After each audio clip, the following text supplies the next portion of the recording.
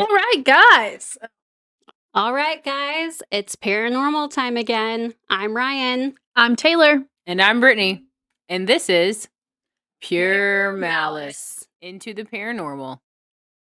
When true crime isn't enough, we cross into the unknown. We hope you've had a great week so far. And if not, maybe a little ghostly mystery will lift your spirits. It's officially spooky season, October. If you're listening to this, Happy Halloween. Happy Halloween. It is officially Halloween today, so we wanted to theme this episode accordingly. And thanks to Carrie Hamilton, who, by the way, has an awesome podcast called Bottoms Up, Rising from Trauma to Transformation for Survivors. Her podcast is a raw, unfiltered journey through some of life's most difficult yet defining experiences. She brings a unique blend of vulnerability and strength that is empowering and healing. Her willingness to dive deep into the hard topics creates a safe space for all of those listening to feel seen and heard. Each episode is filled with heart, truth, and purpose, reminding us that our past does not define us, but rather shapes our discovery of who we truly are. She's not only a survivor, she's a true warrior, and her message is one of hope, resilience, and transformation. So if you're seeking connection, healing, and real talk with a purpose, make sure to check out Bottoms Up on Apple Podcast. So this week, we have a very special guest for you, someone who is a true expert in his field. He's investigated some of the most haunted places and has stories that will chill you to the bone. He's been featured on Ghost Adventures and been a guest on other podcasts. We'd like to introduce Ghost Inspector Greg, aka Greg Ludwig. Hey, Greg, how are you? I'm good. I am Ryan Nix. This is my sister, Brittany. This is my little sister, Hey, Taylor. over there. So thank you so much for coming on. Am I in a good spot? Yeah, you're Okay, good. I'm You're just very fine. vain, okay? So I gotta be looking just right. You look great. Thanks. So, okay. Ask your names again? I'm Ryan. I'm Brittany. And I'm Okay. Taylor. Ryan, Brittany, and Taylor. Ghost Inspector Greg. It really goes Brittany, Ryan, Taylor. Oldest, middle, The youngest. true test is how do you spell? Yeah. How do you can't spell Brittany and Ryan? Well, yeah, because I'm normal. I was thinking it was Rena. I get reading a lot. Yeah. Yeah. Yep. Rainy. So let's go ahead and let you introduce yourself, Greg. Okay. Well, I'm Ghost Inspector Greg. I am a fourth generation paranormal investigator. I am known as the celebrity ghost whisperer because I do a lot of work with dead celebrities. Like I said, fourth generation, I started with my great grandfather, and my father was kind of the apple in his eye, and my grandpa was kind of a part of it too. But my dad really took a obsession to paranormal investigating. And when I was a little kid, 13, whatnot, we'd go on vacations and he would take me and we would go to haunted locations, and he would basically bring a Polaroid and a tape recorder. And that's how, Oh, wow. and he found his locations based on, books. And I would tag along for the ride. And I had my very first paranormal experience when I was 13. And I blame my dad for that.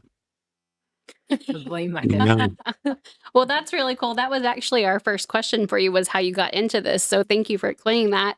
Tell us about your first experience. Well, it's quite a story. I still know the guys that I grew up with. And it's funny, when one of them watched a podcast where I was telling the story, he responded and he said, Greg, that's exactly how that was. And he says, I totally forgot about it, but that's the reason we're all so into paranormal and crypto things. And, I'm glad that he supported me on that. We had experiences like, I grew up in Burbank, California, and there's a cemetery there called Valhalla Cemetery. And we would go through there to get to Pinball Plus, which was a video game store place. And I'm old, you guys. I'm old. And so on our way back one night, we're walking, and it was Dave, Kenny, they were brothers, and myself. And as we're walking, we literally saw a woman about, I don't know, 30 yards away. And, seriously, no joke, in a white dress. And Kenny yelled, did you guys see that? And this was about 8 o'clock at night, and it was dark.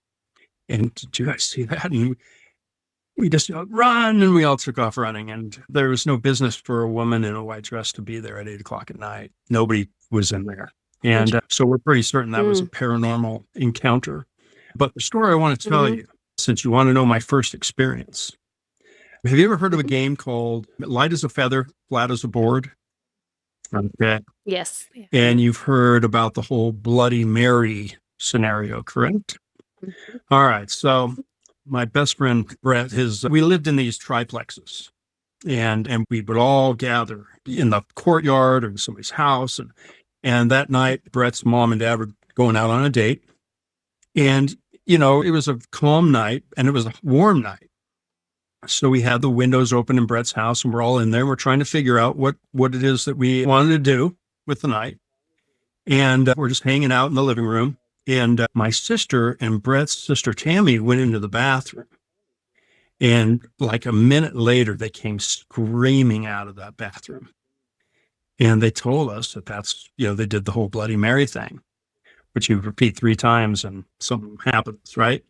So they came screaming out of there, and they refused to tell us what they saw. But it led to then my sister saying, hey, let's do that game, Light as a Feather, Stiff as a Board. Okay, so we all sat around, and Tammy was the one that was the victim. And, you put your fingers underneath, right? And the idea is that everybody tells a little piece of the story, and you lead up to the demise of that person, right? And at the point of demise, supposedly the person will lift up off of the ground, okay? So, Brett said, hey, well, we should have a candle for this. We're supposed to have a candle. So he goes and gets his tall candle, and he lights it, sets it next to us. And, back in the day, everybody had wind chimes out, okay? And like I said, this was a calm night. There were no wind chimes making any noise outside. And so we started, and I can't remember the order, but we're working our way around. And, Tammy was walking across the street, and the driver didn't see Tammy. All right. Then the next person tells their part of the story until Tammy dies. Right as we got to that very end, right then, as Tammy lifted up off of the ground a good 6-7 inches, an airplane flew overhead. We're close to the Burbank airport. An airplane, a train in the tracks right next to us, came screaming by at the same time. At the same time, the wind chimes all around the courtyard started just rattling. The same time, the candle flame shot up. Had to be a good 10 inches. And right then, Brett's dad, John, screamed in the window, and every one of us saw a different colored devil face. Man. I saw orange, others saw green. Everybody said, no, he was this color. And we all dove underneath the cushions, and John comes in, and they're freaking out. What's wrong? And so we all just couldn't believe that actually happened. But we were more shocked just the fact that Tammy lifted up off the ground, but to all those same things happening at the same time on a calm night is what made that really amazing. And so we all have felt since then that we have a deep connection. And for me, when it comes to the spirit world, whatever it is out there, for me, I believe that they know me from back then. Okay. That is where the connection started. And as I fostered it further with my father, that just cultivated. Now, I did for a long time, I focused on cryptids, Bigfoot, some other interesting cryptids, the mini Huna over in Hawaii. And so that was my main focus. And I, not so much anymore, but I have searched for Sasquatch a fair amount. But paranormal was always, a big part of my life. And it started growing its way back, I guess, deeper, I don't know, about 20 years ago. And So yeah, that's my beginning story and how this all started. It's a pretty good story on how you got Yeah. started. I got That's great. 1,000 more. It I got is. 1,000 more. So So in the paranormal, because you're a professional, we always talk about it. We've believed in it since we were all little. So like, what do you all refer to? Like ghosts, paranormal, spirits? Like, do they all have a different meaning, or are they all kind of the same? well, look, I can't even tell you who or what I'm talking to. Okay. Am I Right. talking to Judy Garland? Is she the one actually answering me? Is it Johnny Ramone who's actually playing guitar licks for me? Is it Burt Reynolds telling me what his favorite movie was he ever made? Is it Estelle Getty calling me by my name and making jokes with me? These are some of the celebrities that I speak to. And I don't know. The answers are quite astounding, especially when somebody Mhm. specifically says your name. You know, so who's doing that? Can we really communicate with the dead, or is it deception? Is it demonic deception? And Mhm. to give you my honest answer, I'm not 100% sure, but I do know there's demonic deception. Yeah. But I'm not Yeah. 100% sure Yeah. if there's communication with the dead. My guess is yes. My guess is that in some way, somehow, we are able to, I'll use the word channel them. So that's what I think. I mean, Johnny Ramone's amazing. You know, on my Instagram at Ghost Inspector Greg, you could see all these videos of me talking to these celebrities, but you see me standing next to the statue of Johnny Ramone at his gravesite. Listen to that, you'll hear him communicate. Hey, Johnny, how you doing? Mhm. Good. You know, hey, can you play me a guitar lick? Sure, just a sec. You wait a couple seconds, and then what do you hear? You hear, wow, something like that. And it's like, it was just a guitar lick. Hey, Yep. thanks, Johnny. Sure, man, love you. And it's like, Thanks so much. it wasn't something that came off of the radio. It was like a guitar lick, like somebody holding the guitar right there and just playing a lick. And this happened more than once with him. But I mean, there's been a lot of crazy things. It hasn't always been celebrities. I was in Altadena, and beautiful mausoleum. Beautiful. Altadena is unfortunately one of the places that was tragically really burnt up pretty bad in the wildfires a few months back. But the mausoleum was untouched, fortunately. But prior to the fire, we were in there, and the guy who designed this beautiful wood mausoleum, just beautiful woodwork, he was enshrined there too. So we're over trying to communicate, and understand I communicate through devices. Okay. Everything is scientific for me when it comes to paranormal research. Mhm. For me to just tell you, I heard something. Well, somebody spoke to me. That's fine. Not that I don't believe people have those experiences, mediums. But for me, Mhm. I like to get the evidence from a device Mhm. through a recording on the phone. But anyway, in that situation, I'm trying to communicate, and then I don't know where we're going to play this, so I'm going to be careful what I say. But he says, F you. The actual word, right? And I said, wait a minute. Yeah. I said, we don't need to use profanity here. And then you hear frickin' right after that. Oh, man. And then I try to communicate a little more. And then you hear, get out of here. And we're like, this is crazy. And I said, Mhm. you don't tell me to get out of here. You get out of here. I'm not going to get out of here. And that was the end of that experience. But it was cool. I felt like whatever that spirit is like a golem from Lord of the Rings or something, and that's his peaceful little spot. How dare I come in there, Mhm. So, Yep. but So Ouija boards. Are you a fan or not a fan? What's your take on these? Well, here, everything is a Ouija board. I can take this device here. Okay. And this is my baby. Okay. And this is. Can you hold it up Yeah, a little? yeah. We You can't see it? see it. But Sorry. listen. Oh, okay. So this is a device made by Katie Stafford, and it's called the NanoCom Plus. And I get a lot of communication from this. I've got a lot of different devices back here, but this is my baby. I'll sell it to you for $2 million. But so Ouija board. There's something about the actual Ouija board, though, that a special kind of, I'm going to say, maybe evil comes from that. Prefers the Ouija. That's And I do know, using a Ouija board as a kid, I'm going to live to be 83. Yeah, sure. Hard life I live. But, it's funny because my mom bought that for us for Christmas. It was a game. You buy it as a board game. You go down right now, you buy it. It's by Mattel or whoever. It's a board game.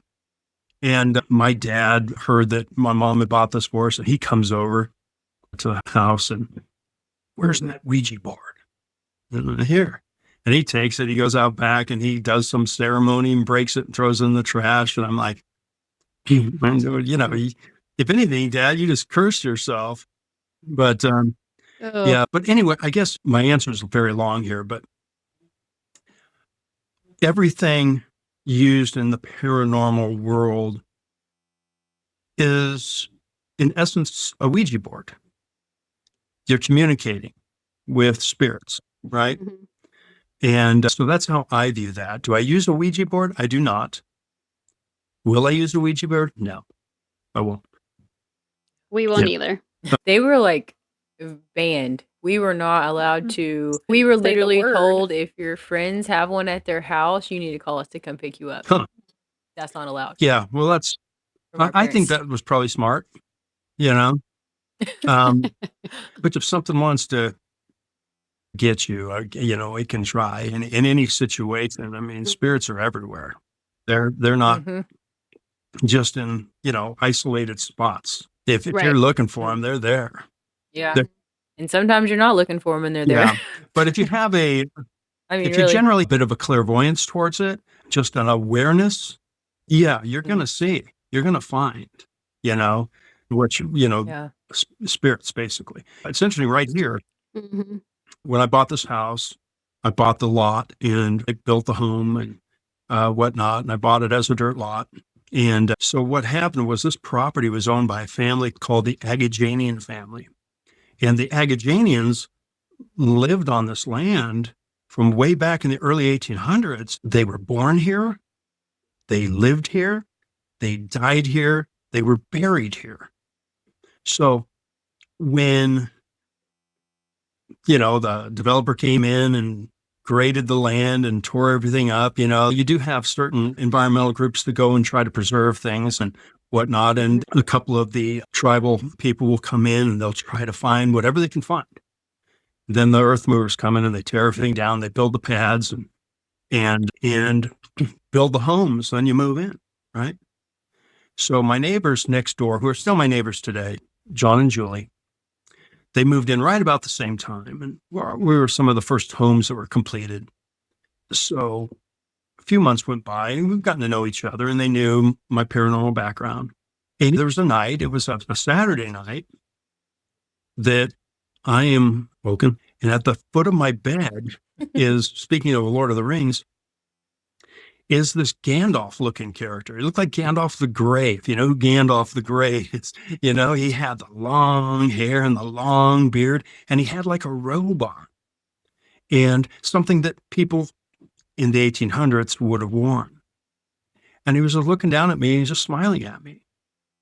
And I sat up, and he just was smiling at me. And then all of a sudden he went poof, and he was gone. Then the next night, same thing basically happened. I woke up and here was the same Gandalf character basically floating through my door of my room with a smile. And then he went poof again. Right behind him was my son. And he's, oh, I can't sleep. I said, okay, come up here with me, Bubba. So he did and went right to sleep. And that was that. That next day, John, my neighbor, comes over and says, hey, have you had anything weird happen to you over the last 2 nights? I said, well, yeah. And I told him, I saw this dude who looked like Gandalf. And he says, okay, because for the last 2 nights, there have been a man and woman in 1800s era clothing standing to Julie's side of the bed, smiling down at her. And then they would disappear. And it's funny because John's there and Julie's just close by. And she's listening, right? And I said, well, you know what, John? We both have new businesses, new homes, young families, so much going on in our lives. Maybe we aren't getting enough sleep. I just didn't want him to freak out, right? Right. And that's when Julie walks over and she says, Greg, that's not true. If anybody knows that's not true, it's you. And just know this, she said, I saw them too. So what was cool about that is I could tell you I saw Gandalf the Grey. And you go, yeah, okay, pal, great, whatever. But when John comes over and had a similar experience, that had some credibility, right? Mm-hmm. But when Julie comes into the picture, there is your real, true evidence. And that's solid evidence, solid experience, right? So for me, a paranormal experience is when more than one person experience it. That's a legitimate experience. And like I said, the spirit, they're everywhere, right? And that just shows you that they're here. Their son, Brady, about a year ago said he saw the woman, just kind of moving through their house. Now, I haven't had an experience with any of that since those nights. Do I have a lot of things that happen? Yeah, I do. A lot of orbs, especially when I'm writing. What's funny is my office door is right there. And then there's a small little hallway and you make a right and it goes into the kitchen. And I used to constantly, something would peek around that little wall into my office. And I'd have the door open and oh, how and cool. it happened and it would just keep doing it. And, it's whatever, I have zero fear of anything of the sort. But then one time someone walked into the bathroom, but the light wasn't turned on, no noise. And I, hey, who went in the bathroom? My daughter yells back, there's nobody in the bathroom. I'm like, somebody walked in the bathroom. So it was starting to kind of irritate me because every time I'd be working on a book or something, that would happen. So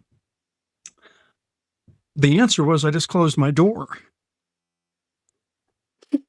And ever since I just closed my door and probably really ticked something off, but you know what? At least it couldn't bug me anymore.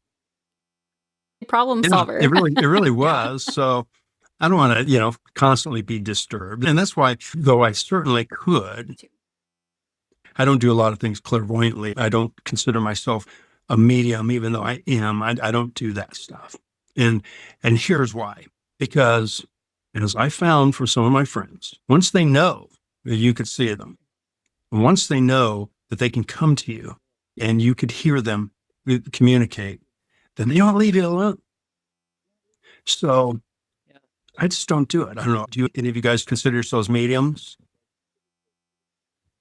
Not medium. I'm pretty sensitive, but I wouldn't say I'm like, I've never fully opened myself up to it.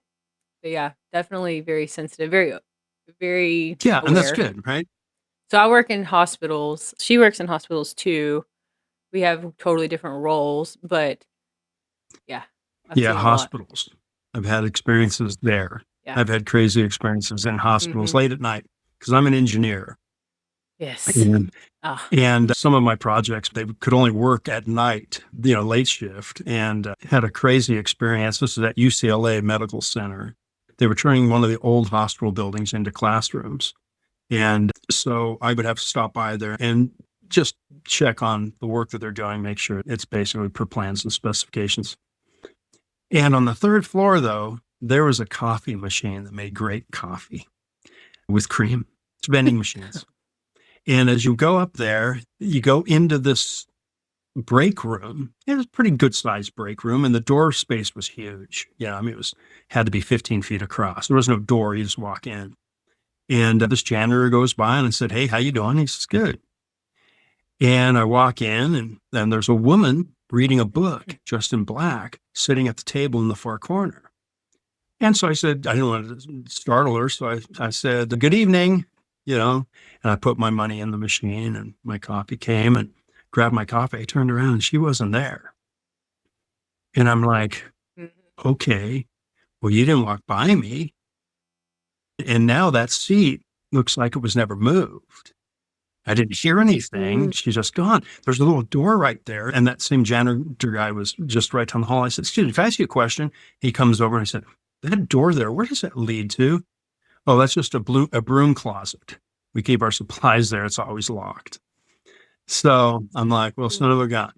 That was pretty late. It could have just been my imagination. But as we know, the history of hospitals, I thought that was I thought it was a cool hospital story. And here's the thing. That is just a story. It really happened to me, but it's just a story because it's just me. I was just by myself. You could say, "Ghost of Big Red, you're full of crap." Okay. And I couldn't say, well, shoot, I don't have any way to prove it. Right. So anyway, that's why I love being on camera with my devices. Okay. Because when something barks at you through that and it's coming right through your video feed, it's Undeniable. It's undeniable. Yep. Yeah. I do love a good story, though. Me too. We love all the Yeah. stories. So at what point did you decide it went from an experience, like a paranormal experience, to maybe you had abilities? Well, my sidekick says that this needs me to work properly. Okay. That it has to be together. And again, I think it goes back to those experiences when we were young, that we were made familiar with that world. And so that world knows us and probably makes it a little easier for us to communicate. Well, me specifically, but my friends, they kind of feel similar in a lot of ways. So I don't, does that answer that question? I think so. Yeah. Well, so speaking of experiences, what is the most terrifying location or experience that you've had, like within the paranormal world? Okay. Terrifying. I don't get terrified. Okay. Look, here's my. Maybe surreal. Yeah, I'll give you surreal. I was on a show called Ghost Adventures, and Zach Bagans and Billy and those guys. Can't forget And Aaron. they're Brittany's a and big fan. Aaron was there. She's the biggest Aaron fan. was there too, and he's an interesting guy. He's a nice guy. But what I did was I investigated Zach's museum with the Ghost Adventures team. And I've been there. And the way it happened is the museum was going to open October 1st. And I was in Vegas with my kids, and my daughter wanted to go to the World of Coke. My son wanted to go to the Stratosphere and go on the rides. I said, okay, but I want to go by this dude's museum, even though I knew it wasn't open yet. So we did our thing, and we go to Zach's museum, and I'm just standing outside. There's a big wrought iron fence with spikes on it, and he's got a couple things out. He had a little cart. He had some gargoyles at the doorway and a little circus cart. And then in the tree, he had these clown dolls stuffed in the tree. And they were cloth clown dolls. And I coined it the clown tree, right? And it kind of became known as the clown tree. So we go back we were staying at the Mandalay Bay. And we go back and I decided I'm going to go out and gamble. And they went to bed. And I came back to the room at 1:00, got in bed, and I got an alert that my friends liked the picture I posted on Facebook. And see, I don't post on Facebook. Go to my Facebook, you'll see. I go on there and I scroll through a little, but I don't really use Facebook. And I said, okay. And there were two guys that I hadn't spoken to in 25 years, right? So I'm like, what picture? And I click on it, and son of a gun, it was a picture I took of the clown tree. Okay. And it had a caption on it. It said, "You can call it." And I went, what? And I looked at the timestamp, and the picture I took at 2:53, and I think it posted at 5:04. When that happened, I would have still been driving back to the Mandalay Bay. And so there it was on my Facebook, right? You would have had to click on my Facebook, download the picture onto Facebook, type in, "You can call it," and you have to post it, right? Listen, my butt's not that talented, okay? And that phone was, not in my hands. So when I saw that, it really freaked me out. And I took the phone, I threw it to the edge of the bed. And right then, my daughter gets up to get a drink of water, and the handle on our room started shaking violently. And she says, "Something's trying to break in our room." And I went, "Shh." And then it stopped. And there was no more sounds, no voices, no footsteps, no doors opening elsewhere, nothing. It was even quiet outside. There was no noise. And we just went to bed, went to sleep. The next morning, I showed my kids that picture and said, "You guys didn't somehow manipulate my phone, did you?" No, and they were as freaked out as I was about it. So if you want to know something that's terrifying, that's probably as close to it. Okay? Absolutely, like, mind-boggling. So about a week later, my daughter noticed that they were having a contest, Ghost Adventures, to be on their Halloween special. So I made a video about my experience, and I'd sent Zach a DM, and of course, he's not going to answer that. But so I made a little 1-minute video about what happened. I was being a little silly on it, but showing everything that happened, and I sent it. And about, another week later, maybe a week and a half, my daughter says, "Hey, Dad, they're announcing the top 20 of the contest." I said, "Oh, gosh." We go and we look, and she's scrolling through it. And I wasn't one of them. And I tried. I wanted the dude to get some credibility for his museum. Why not? And then she said, "Wait a minute, there's only 16 here." And she scrolls over, and there's my ugly mug. Okay. There I am. Well, son of a gun. Now at least I know that they've all seen it. Now they know what happened. Yeah. And I was good with that. But then the next morning, I got a call from Corey Lyon, who was the executive producer of the show at the time, saying that I won that contest and they want me on the show. So That's pretty awesome, though. So I went there, and Zach had mentioned that there were a lot of interesting things that happened that night. Lots of things. Annabelle's Curse, if you ever want to go search for it and find it, you'll see it. Not everything was shown, but even for me, the most significant thing wasn't shown, although they did really feature my story about Clown Tree and whatnot.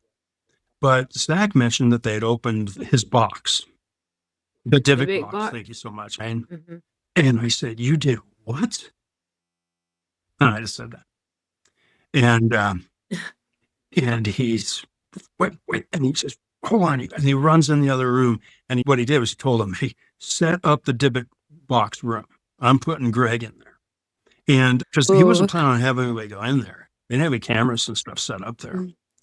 So he comes and he grabs me and brings me over, and there it is, right? And he says, "Here," turns the light off, closes the door. The only camera, there was one little dot on a camera they set up. Little dot, you could have light. Otherwise, it was so pitch dark in there. And I'm doing the nutty thing saying, hey, if you're here, go ahead. You can touch me, whatever, blah, blah, blah, blah, blah, which, yeah, probably not the best idea. But then all of a sudden, I felt this huge thing come from behind me. And it engulfed me with what I call a very low level energy. But my friend, KD Stafford, who actually makes these devices, he's the paranormal mad scientist, told me, no, that's a very high level energy. But it was like my entire body just felt this energy. And I yelled out, oh, it's here. It's here. And Zach comes running and turns on the light. What's the light? It's here. I said, I felt it. It's inside of me. And it's a big old hoss. I told you guys that this thing's in there. And he turns the light off and slams the door again and leaves me in there. And I'm like, Okay. Thanks a lot. So son of a gun, it came back and it did it again. And I said, it's back. It's here again. And right as I said that, I saw it move across my left-hand side again, along the wall, as tall as the room. It was a monster. But I have to say this: it was majestic. Okay, and that was what I would say was probably a fallen angel, a demon. That'd be my guess. And that comes in, turns the light on again. And that was the end of that experience. But during that time, I felt what felt like a pinprick going into my heart. Okay. I didn't say a thing. I wasn't going to say a thing because, like I said, you never let them see you sweat. The minute you let them see you sweat, then they can attack you more. Okay. That is my motto. Never let them see you sweat. And you do. I see people get sick. I see all sorts of strange things. So I didn't say a word about that. And I hadn't mentioned it to anybody for months after that experience. So the night before Zach's museum was supposed to open, unfortunately, there was a tragic shooting outside of the Mandalay Bay. And I'm not going to say too much more about that, but I can pretty much tell you I know what was responsible. Yeah. So what do you do to protect yourself, like when you come home? Okay. I have some faith. Okay. I have some Christian faith. And I have some protection that I believe comes from the Holy Spirit. And I always said I'm not possessed by a spirit, but I'm obsessed with the Holy Spirit. So that is my protection. That is why I have absolutely no fear. Nothing's going to try to dwell in the same location with the Holy Spirit. Okay? They can't, and nor would they want to. So for that reason, I can tell you clearly, that's why I have absolutely no fear. I mean, I've had confrontations with spirits, demonic. I've had physical altercations with things that aren't even there, Yeah. that you can't see anyway. It's energies, right? But do I run out screaming? No. You want to fight? Let's fight. I mean, that's just how it is for me. So all of that is my scariest experience. I'm going to reach back and grab something for you. This doesn't come up to the wall too often. I don't know if you guys can see this or not.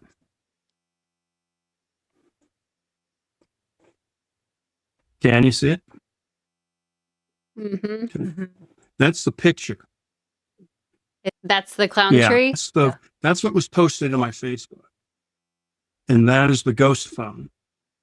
Now, the ghost phone, what I did for fun was I deleted everything from the phone except the picture and the post on Facebook. Those are the only two things that were in that phone. And took out the SIM card, broke it up, threw it away. And that was it. So I entombed those pictures into the phone, sort of. And I was going to give this whole thing to Zach, to be honest. And then I said, no, I want to keep it. Yeah, then he locked you in a room. Yeah. And slammed the door. And slammed the door behind you. It's, the whole thing is a great paranormal experience. And the thing is that, again, other people witnessed all this stuff, right? They didn't witness the Dybbuk box demon. I'm going to call it a fallen angel. But they were there.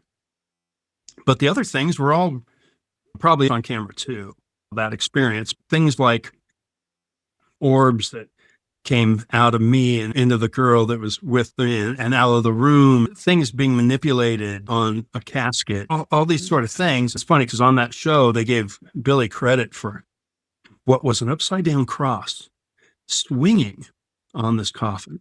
But I'm the one that saw it and I'm the one that pointed it out. Pretty crazy because there's nothing there. It was just an upside down cross swinging. And right then something grabbed my butt too. And I said, but there's a whole story behind that too. When we were outside taking promo pictures, I made a comment. I hope nothing grabs my butt in there. And one of the guys came up from behind and pinched me right below the butt cheek and said, you don't have to worry about the ghost doing that. And so in there, that is just interesting. Something grabbed my butt. And Zach looked and said, Billy, did you just grab Greg's butt? And Billy said, I did not grab Greg's butt. I said, Billy? And he says, I did not grab your butt. It was just a joke. But do you have a dream location that you would love to investigate but haven't been able to? Or have you covered all of the ones that you really want to cover? There's a lot of places I'd like to go, and there's nothing preventing me from going other than maybe busy lifestyle. I like a lot of the places here in Southern California. I like the Queen Mary. There's a hotel out here, and it's called the Glen Tavern Inn. A lot of cool stuff that happens there. My favorite place, my stomping grounds, is the Hollywood Forever Cemetery. That's where I talk to all my buddies. And so I'm content with that. Okay. I'm going to be heading to Florida in a little bit, and I'm going to maybe do a little stuff there. I guess at some point I would like to go to Bobby Mackey's place. There's a few hotels I'd like to go to that I haven't gone to that I would like to. And I will. So, have you been to any places in Texas? No. That's where we're from. Yeah. No. I know people who do paranormal research there who have said, hey, come out here, but I haven't at this point. But what about you guys? What out there is a scary place, a good haunting? There's the Driscoll Hotel. It's in downtown Austin. The Catfish Plantation. The Catfish Plantation. It's been shut down, but we've gone there a few times. That makes it even better if it's shut down. We grew up, my mom is very into true crime and more so hauntings and paranormal. I can remember taking drives and the book of her choice would be Texas Hauntings, and it was like the railroad track. That's in the San kids, Antonio. Yeah, the kids who push your car across because they got hit on a bus, things like that. That is what we grew up doing. And so, like Brittany said, very sensitive. I do not open myself up because I am almost terrified of things. And Ryan's somewhere in between. Probably open myself up a little bit more, but still not fully, because I truly believe that something not good would come out of that. Yeah, I think it was almost embodied in us that there were more, I guess, fallen angels or negative spirits that can come out of opening yourself up. At least that's how I took it. For me, it was. It was more because we were raised Church of Christ. I don't know if you know about Church of Christ, but The joke is the Church of Christ sit in their own room in heaven because they don't think anybody else made it. Nobody else is Yeah, good enough. pretty much. Yeah. Yeah. And so they're very old school, but it was just thought that if you dove into anything that was paranormal, it was demons' Yeah. work. Yeah. It wasn't God's work. It was of the devil. So although we talked about it and we found it like very interesting and we were very intrigued by it, we weren't allowed to investigate it. We weren't allowed to go be a part of it. Yeah. We really didn't talk about it outside of our household, or at least for me, it was like taboo. Like you didn't talk about it with your friends or like share those stories with your friends. And I say that. And then in high school, I ran around with a group of friends every summer and we went to different cemeteries. But it was when I was younger, very taboo. Yeah. Just in our family. So Sure. Well, the Bible has some very specific things to say about communicating with the dead. And the main thing that I take out of it is to not take advice from the dead because you don't know who it is you're communicating with. And so I'm careful for me not to take advice. Okay. I don't ask for any advice. I'll ask to communicate, but I don't ask, hey, what do you think of this? What do you think of No. I won't do that. And that's because of that. And I'm guilty of calling myself necromancer because that is what I am. And my daughter's like, Dad, and you can't call yourself a necromancer. And specifically in the Bible, there are verses about not being involved in necromancy. And for me, like I said, I limit it. I don't take advice from nothing. Okay. Mhm. And that's how I get through that myself. But I'm not going to lie. Yeah, I'm a necromancer, and that's all there is to it. I mean, so. I guess for me, when I started working in hospitals 20 plus years ago, I became much more open to it and much more open about talking about it because one of my first jobs in the hospital, I was a nurse on a hospice unit. And so I'm a true believer that sometimes people cannot cross over until they have help from the other side. And I saw that a lot. I saw it a lot. I guess you would say it is just stories to an extent. There's a few times that I would say a family member or a nurse or sometimes both were in the room when something like that happened. But for the most part, it was just stories and feelings. But I knew that's what was going on. And 9 times out of 10, within a few hours or the next morning, that person would have passed. And so I'm a big believer that, especially in that realm, people, they can't always do it on their own. And so they need something from the other side. And a lot of times we'll say, hey, Mr. So-and-so, he's talking to his dead brother. And you have the set of nurses that are like, oh gosh, he's really losing it. And then you have the set of nurses that say, hey, we need to go hold his hand because he's really trying to cross over right now. And so you saw both sides in the hospital, but I'm very open. I say whatever. I don't care what you think about my thoughts. So I would say, no, he's crossing over. He just needs help, And so ever since then, I've just been very open I talk about it a lot more. I'm more open in my feelings about it and probably my sensitivity levels as well. Brittany would bring home, things would follow her. I mean, they would follow her to and from. See, and I feel like for me, I agree with Brittany. I was a hospice social worker for almost 10 years. And so I have probably seen and been part of more deaths than the average 33-year-old. But that was something that I was very firm in. Part of my role was educating people. And one of those things, some of those conversations were, hey, your loved one is here talking to your dad or his sister or somebody who's been gone for 30 years. You may want to come up here and have a conversation and just be with them. And typically in those situations, almost they were asking for permission at times too for you to release them. It was one of those things that they were having a hard time crossing over. I was a firm believer of just giving permission, just say, I'm going to be okay, Dad. We're going to take care of, for example, if it was us, like, I'm going to help take care of Brittany. I know you're worried about her, but it's okay. And so like giving those permissions and that sort of thing. So I feel like I've opened myself up to it, but I'm more, I wouldn't say skeptical. I have a hard time because I don't want to bring in the negative aspects of the paranormal world. So I always try and keep it to a very positive and also based on my faith.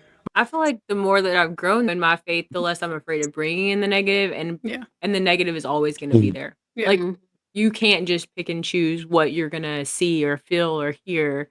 Like it's going to be both, just like in life. You know, there's evil, there's good.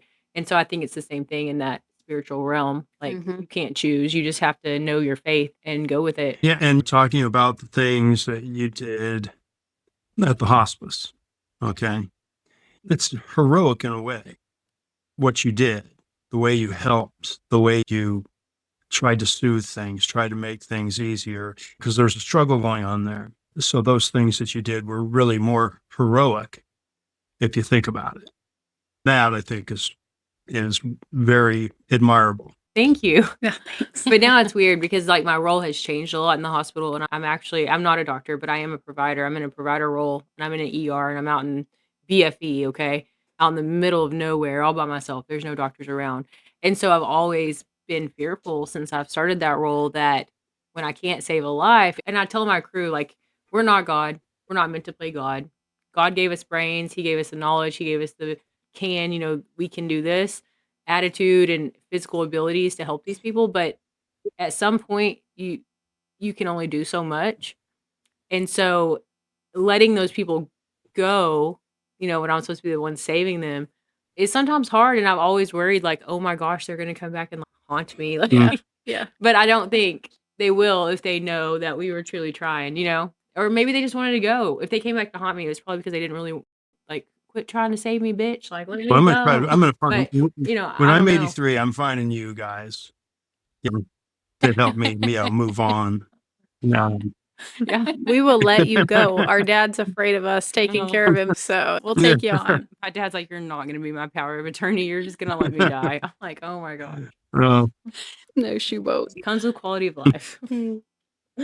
Well, Greg, it was so nice to meet you. And we are so happy that you took the time to talk to us. Absolutely. Yes, thank you so much for your time and for coming on the show with us. We loved hearing all of your experiences, your stories. We appreciated all of it. I'll tell you what, I will leave you guys with one more story. Okay. And this comes from Billy Ray Nelson. He was a guy in the construction world that I knew. And to be quite honest with you, I think he was full of crap, but you should read our dad. It's a Ghostbusters-like story. So his best friend asked him if he would stay at his house out in the high desert here in Southern California. His friend had a big house out in the middle of nowhere, and he didn't want to do it. He said, no. He said, please watch the house. He was going to England with his daughter for 2 weeks. And so he finally convinced him to go ahead and watch his house while he was gone. He said, I'll have the fridge stocked with steaks and beer and everything. You can ride all my ATVs. You can do everything. And so finally he said, okay. So the guy's gone. Billy Ray goes to his house, gets the key, goes in and cracks a beer. And he heard somebody talking upstairs. And he's a barroom brawler type dude. Okay, a tough guy. The guy at a pool table, he grabs a pool cue. And he goes, hey, who's up there? And there was no more sound. He goes running up there ready for a fight because nobody should have been in that house. He looked in every room and there was nobody there. Then he heard the talking outside. So he ran downstairs, went outside, ran around that place, and there was nobody there. So he's like, okay, whatever. So he made a steak, had dinner, was laying on the couch, and in line with the couch was a hallway, and all the family pictures were on the wall. And he's about to doze off when he hears the voices, and right in the hallway, he looks over. And in the hallway, there was an old guy, taller, another old guy, shorter, and neither of them had any legs, right? And they were translucent, and they're looking at the pictures on the wall. And he jumps up and he says, what the hell are you doing in here? Get out of here. And he starts going at him, and they just moved back with big highs, and they went right through the wall and vanished. He grabbed his bag, locked the door, and drove back home because he didn't want to have anything to do with that house. He was done with it. Kind of a Ghostbusters type story. And like I said, he's probably full of crap, but it was a good story. So thank you guys very much for having me. And remember, everybody, at Ghost Inspector Greg, I expect all three of you to follow me. Absolutely. And everybody else. Come there. I try to post some fun stuff. So anyway, Very good. thanks. Yes. Thank Well, you. Thanks, Thank you. guys. Thank you so You much, got Greg. it. You take care. Bye. Okay, Bye.